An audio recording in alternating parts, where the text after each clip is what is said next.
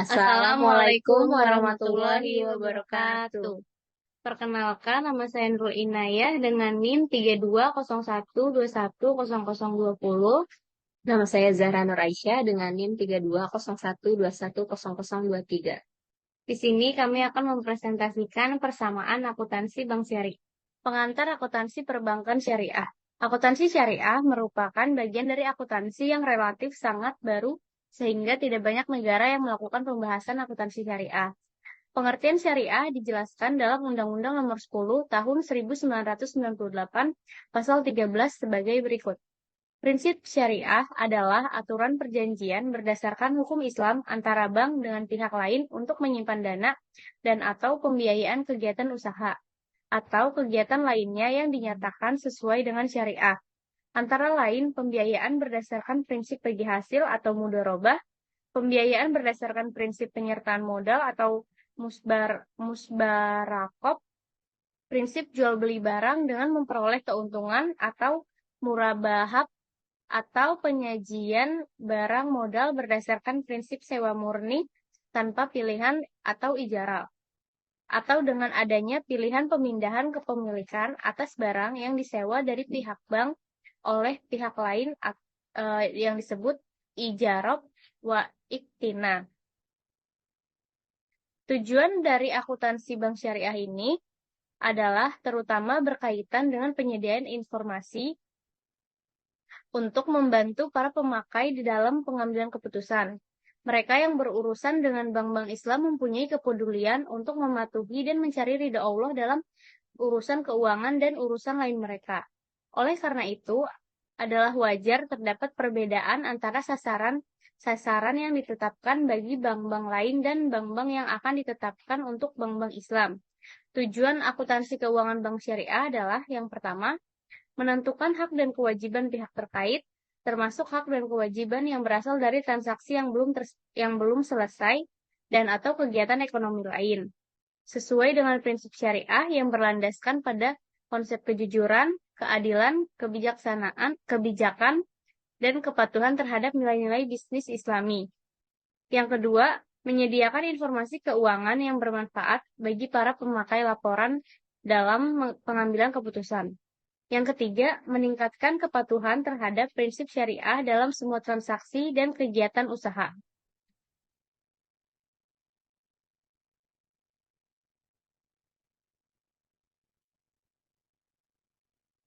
Di sini ada gambar diagram hubungan neraca dan laba rugi atau accrual basis. Neraca adalah laporan keuangan yang menunjukkan posisi keuangan suatu perusahaan pada suatu tanggal tertentu. Laba rugi adalah laporan keuangan yang menunjukkan kinerja keuangan suatu perusahaan selama periode tertentu. Neraca dan laba rugi saling berkaitan dan berinteraksi satu sama lain.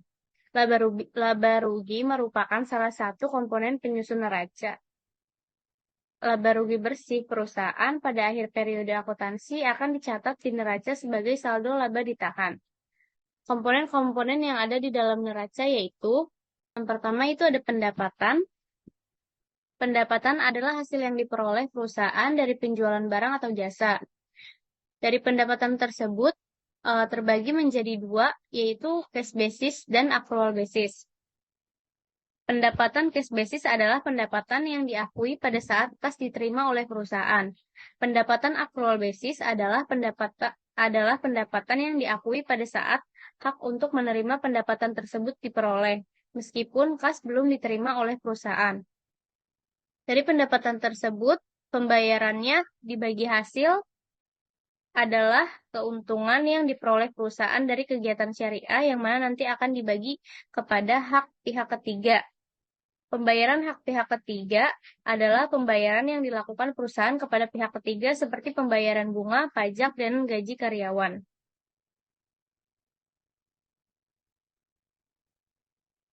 Proses siklus akuntansi bank syariah.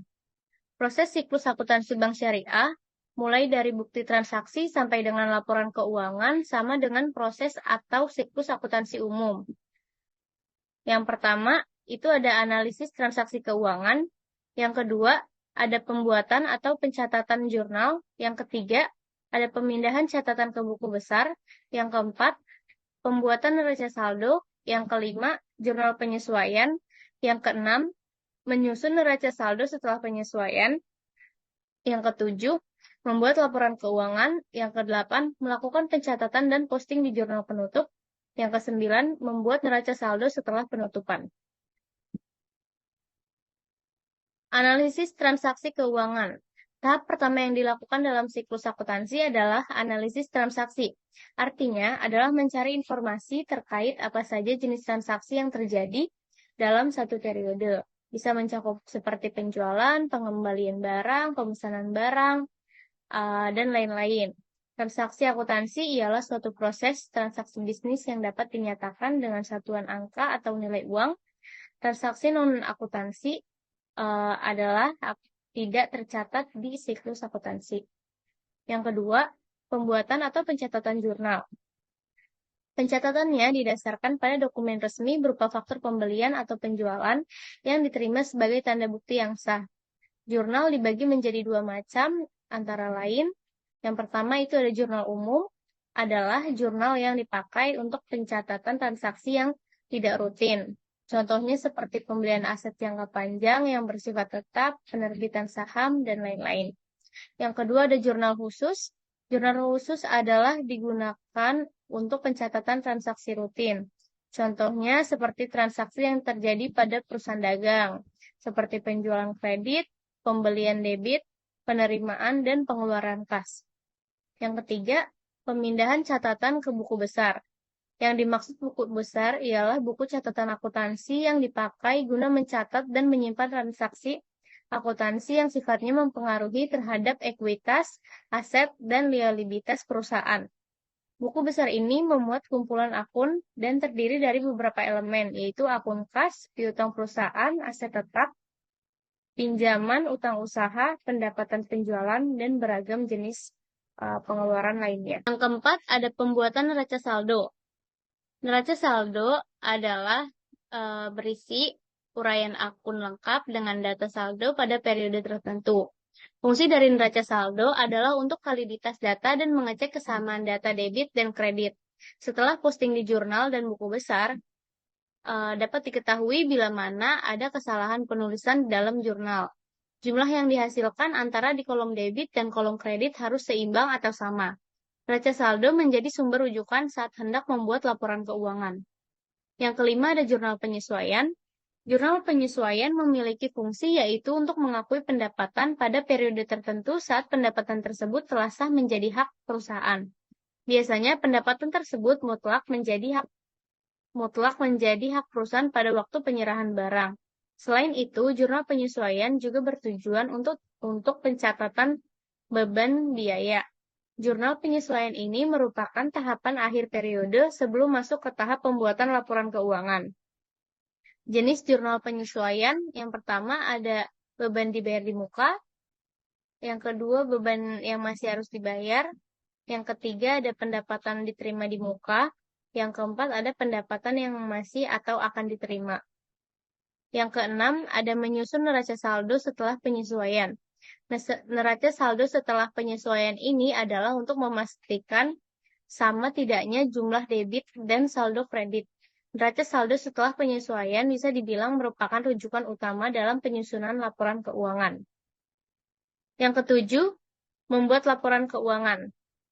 Di tahap ini adalah tahap terpenting dalam perputaran alur atau siklus akuntansi. Seorang akuntan akan sangat mungkin membuat variasi laporan keuangan merujuk pada bukti transaksi yang ada. Adapun laporan keuangan akuntansi ini sendiri memuat beberapa poin, yaitu yang pertama ada neraca saldo yang merupakan laporan yang menyatakan posisi keuangan perusahaan. Yang kedua, laporan untung atau rugi. Yang ketiga, laporan perubahan modal atau ekuitas. Yang keempat, ada laporan arus kas. Yang kedelapan merupakan pencatatan dan posting di jurnal penutup. Jurnal penutup adalah jurnal yang paling akhir disusun dalam alur siklus akuntansi. Fungsi dari jurnal penutup ini adalah membuat saldo akun nominal yang meliputi penghasilan, beban, dan juga dividen menjadi 0. Sehingga pada periode berikutnya, semua akun nominal dimulai kembali dengan saldo 0. Dalam pembuatan atau penyusunan laporan keuangan akuntansi ada dua macam akun. Yang pertama itu ada akun real. Akun real adalah berisi data keseluruhan akun aset, modal, liabilitas, dan saldo laba. Yang kedua ada akun nominal, terdiri dari pendapatan, beban, dan juga dividen. Yang kesembilan membuat neraca saldo setelah penutupan. Tahap terakhir dalam siklus akuntansi adalah menyusun neraca saldo setelah semua isi jurnal penutup selesai diposting di buku besar. Semua akun nominal telah ditutup sehingga neraca saldo yang ada setelah penutupan hanyalah akun real. Dalam siklus akuntansi ini, neraca saldo setelah penutupan memiliki peran selaku media pemungkas dalam pembuktian kesamaan antara jumlah kredit dan debit dari akun real, yang mana kemudian akan digunakan di periode selanjutnya. Adapun tahapan ini bisa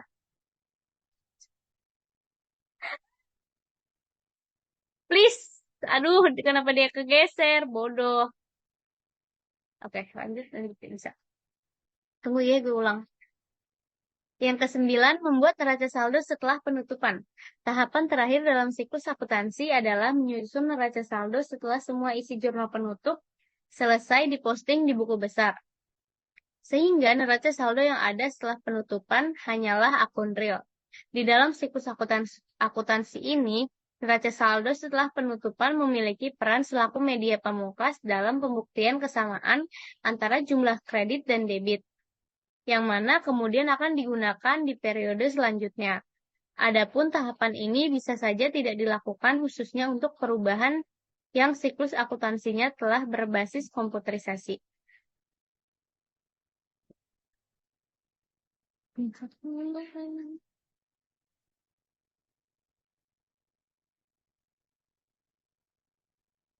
Persamaan akuntansi perbankan syariah.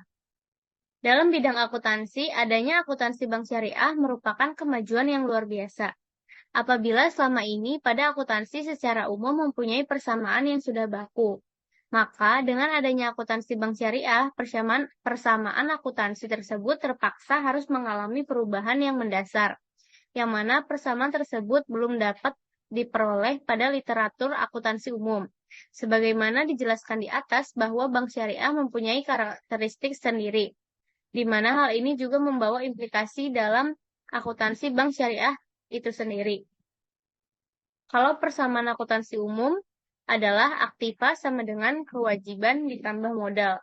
Sedangkan dalam persamaan akuntansi bank syariah, aktiva adalah kewajiban ditambah dana syirkah temporer ditambah modal. Dana syirkah temporer itu apa?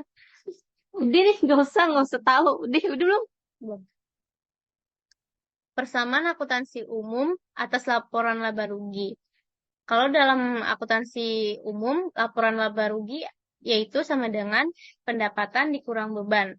Sedangkan dalam akuntansi syariah, laporan laba rugi itu pendapatan utama atau hak pihak ketiga atas bagi hasil ditambah pendapatan operasi lain, lalu baru dikurangkan dengan jumlah beban yang ada. Selanjutnya, di sini saya akan menjelaskan tentang laporan keuangan dalam bank syariah. Yang pertama itu ada laporan posisi keuangan atau neraca. Jadi, di sini ada perbedaan antara bank konvensional dan bank syariah. Kalau di bank konvensional, itu laporannya ada laporan posisi keuangan, ada laporan laba rugi, laporan perubahan ekuitas, laporan arus kas, dan yang terakhir ada catatan laporan keuangan. Nah, kalau di bank syariah atau PSAK syariah, itu yang pertama ada laporan posisi keuangan, yang kedua ada laporan laba rugi, yang ketiga ada laporan perubahan ekuitas, yang keempat laporan arus kas, yang kelima catatan laporan keuangan, yang keenam ada laporan investasi terikat, yang ketujuh ada laporan sumber dan penggunaan dana kebajikan, yang kedelapan ada laporan sumber dan penggunaan dana zakat. Nah, di sini dalam unsur aktiva neraca bank syariah mempunyai karakteristik tertentu dalam laporan keuangan perbankan syariah, yaitu yang pertama ada aktiva.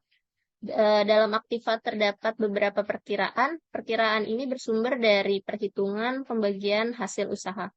Yang kedua ada dana syirkah temporer, yaitu transaksi yang dibukukan pada dana syirkah temporer adalah penghimpunan dana pada bank syariah yang mempergunakan prinsip mudharabah mutlakah. Jadi di sini ada ilustrasi neraca untuk perbankan syariah. Di sini neraca perbankan syariah itu nggak beda jauh sama bank konvensional. Cuman di piutangnya itu ada tambahan kayak murabahah, salam, istisna, dan ijarah. Terus di pembiayaannya juga ada mudharabah dan musyarakah. Terus ada tambahan aset juga. Di sini ada aset ijarah dan aset istisna.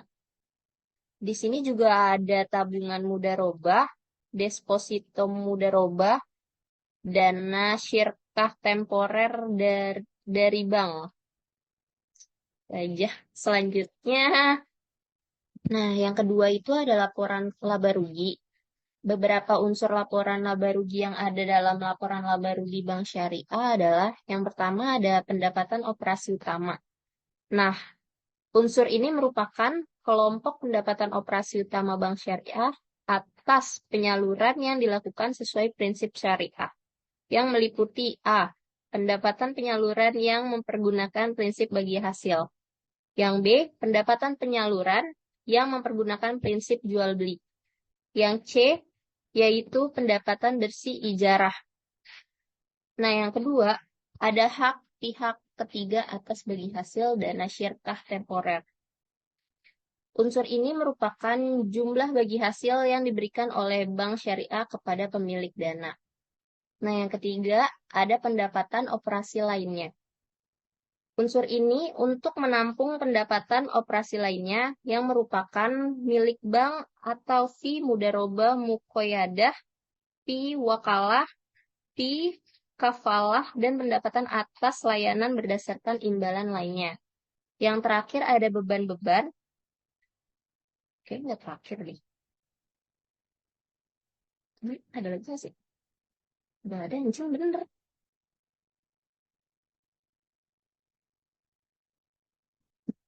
Edit aja, Bre. Gue udah ngomong kayak gini. Nggak apa-apa. Fotonya ntar. Hah? Yang terakhir ada beban-beban. Beban-beban ini adalah semua beban yang menjadi tanggungan sebagai mudorib sebagaimana layaknya bank, seperti beban tenaga kerja, beban umum, dan administrasi, serta beban operasional lainnya. Jadi di sini ada ilustrasi laporan laba rugi bank syariah. Sebenarnya nggak beda jauh juga sama laporan laba rugi yang ada di bank konvensional, tapi cuman ada tambahan seperti istilah-istilah dari akun-akun bank syariah. Ini juga lanjutan dari yang sebelumnya. Yang ketiga ada laporan sumber dan penggunaan dana zakat. Dalam PSAK 59 laporan ini disebut dengan laporan sumber dan penggunaan dana ZIS atau zakat, infak, sedekah. Oleh karena terdapat ketidakjelasan penggunaan infak dan sedekah yang dapat dipergunakan untuk hal-hal di luar dari zakat, di samping zakat, sumber dan penggunaannya telah diatur dengan jelas dan syariat. Maka laporan tersebut disempurnakan dengan laporan sumber dan penggunaan zakat, yaitu suatu laporan yang khusus untuk penerimaan dan penyaluran zakat sesuai ketentuan syariat yang ada. Sedangkan laporan sumber dan penggunaan dana infak dan sedekah digabung dengan dalam laporan sumber dan penggunaan dana kebajikan. Dalam PSAK 10 dalam PSAK 101 tentang penyajian laporan keuangan syariah dijelaskan dalam paragraf 64 sampai 68 bahwa entitas syariah menyajikan laporan sumber dan penggunaan dana zakat sebagai komponen utama laporan keuangan yang menunjukkan 1. Dana zakat berasal dari wajib zakat atau muzaki. Yang kedua, penggunaan dana zakat melalui lembaga amil zakat. Yang ketiga, kenaikan atau penurunan dana zakat. Yang keempat, saldo awal dana zakat. Yang kelima, saldo akhir dana zakat. Jadi di sini ada ilustrasi laporan sumber dan penggunaan dana zakat bank syariah. Isinya di sini ada sumber dana zakat dan penggunaan dana zakat yang akan dialirkan kemana aja. Kayak dikasih tahu itu fakir, miskin, amil, mualaf, dan lain-lain. Selanjutnya, ini penjelasan zakat. Zakat adalah sebagian dari harta yang wajib dikeluarkan oleh wajib zakat atau muzaki untuk diserahkan kepada penerima zakat atau mustahik. Pembayaran zakat dilakukan apabila nisab dan haulnya terpenuhi dari harta yang memenuhi kriteria wajib zakat. Wajib zakat. Unsur dasar laporan sumber dan penggunaan dana zakat meliputi sumber dana, penggunaan dana selama suatu jangka waktu, serta saldo dana zakat yang menunjukkan dana zakat yang belum disalurkan pada tanggal tertentu. Dana zakat tidak diperkenankan untuk menutup penyisihan kerugian aset produktif. Entitas syariah harus mengungkapkan dalam catatan atas laporan sumber dan penggunaan dana zakat, tetapi tidak terbatas pada satu, sumber dana zakat yang berasal dari internal entitas syariah. Yang kedua, sumber dana zakat yang berasal dari eksternal entitas syariah. Yang ketiga, kebijakan penyaluran zakat terhadap masing-masing asnaf. Yang keempat, ada proporsi dana yang disalurkan untuk masing-masing penerima zakat diklasifikasikan atas pihak terkait. Di sini ada ilustrasi laporan sumber dan penggunaan dana kebajikan bank syariah.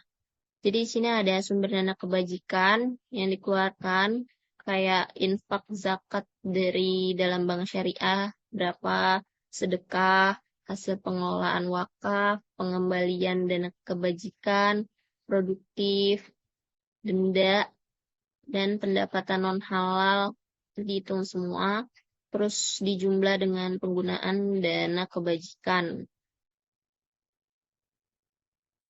Yang keempat ada laporan sumber dan penggunaan dana kebajikan.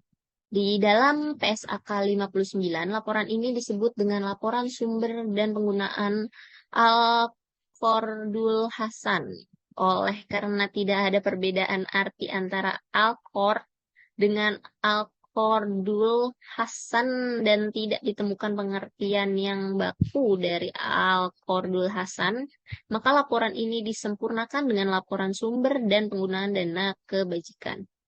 Dalam PSAK 101 tentang penyajian laporan keuangan syariah dijelaskan dalam paragraf 69-73 bahwa entitas syariah menyajikan laporan sumber dan penggunaan dana kebajikan sebagai komponen utama laporan keuangan yang menunjukkan.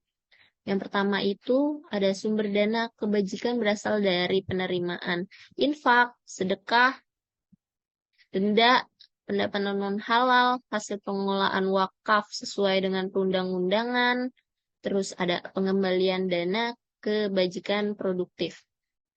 Terus ada yang kedua, penggunaan dana kebijakan untuk yang pertama itu ada dana kebajikan produktif, ada sumbangan, dan yang ketiga itu ada penggunaan lainnya untuk kepentingan umum. Yang selanjutnya ada kenaikan atau penurunan sumber dana kebajikan. Terus juga ada saldo awal dana penggunaan dana kebajikan. Terus yang terakhir juga ada saldo akhir dana penggunaan dana kebajikan. Nah, di sini ada ilustrasi laporan sumber dan penggunaan dana kebajikan bank syariah. Di sini kan dikasih tahu ada sumber dana kebajikan dari mana aja. Itu contohnya ada infak zakat dari dalam bank syariah, sedekah, hasil wakaf, pengembalian dana kebajikan, terus ada denda dan pendapatan non halal, kemudian dijumlahkan. Habis itu nanti dikurangi dengan penggunaan dana kebajikan seperti dana kebajikan produktif, sumbangan, dan lain-lainnya. Kesimpulannya yaitu siklus akuntansi dalam bank syariah memiliki peran yang penting dalam memastikan kepatuhan terhadap prinsip-prinsip syariah, meningkatkan transparansi operasional, dan meningkatkan kinerja keseluruhan bank. Melalui keselarasan dengan nilai-nilai Islam, siklus akuntansi bank syariah memastikan bahwa setiap transaksi dan operasi dilakukan sesuai dengan ketentuan hukum agama, yang secara langsung meningkatkan kepercayaan nasabah dan pemangku kepentingan lainnya. Keberadaan siklus akuntansi bank syariah juga memberikan manfaat transparansi yang signifikan dengan prosedur yang ketat untuk pelacakan dan dokumentasi transaksi. Bank dapat memberikan laporan keuangan yang akurat dan tepat waktu kepada pemangku kepentingan seperti nasabah, regulator, dan investor. Hal ini tidak hanya memperkuat kepercayaan, tetapi juga membantu dalam pengambilan keputusan yang lebih baik dan efisien oleh manajemen bank. Selain itu, siklus akuntansi dalam bank syariah juga berperan dalam mengendalikan resiko-resiko yang terkait dengan operasi bank. Dengan pemantauan yang terus-menerus terhadap resiko kredit, resiko pasar, dan resiko syariah lainnya. Bank dapat mengambil langkah-langkah yang diperlukan untuk mengurangi potensi kerugian dan memastikan kelangsungan bisnis yang stabil. Sekian dari presentasi presentasi kami, kurang lebihnya mohon maaf. Assalamualaikum warahmatullahi wabarakatuh. wabarakatuh.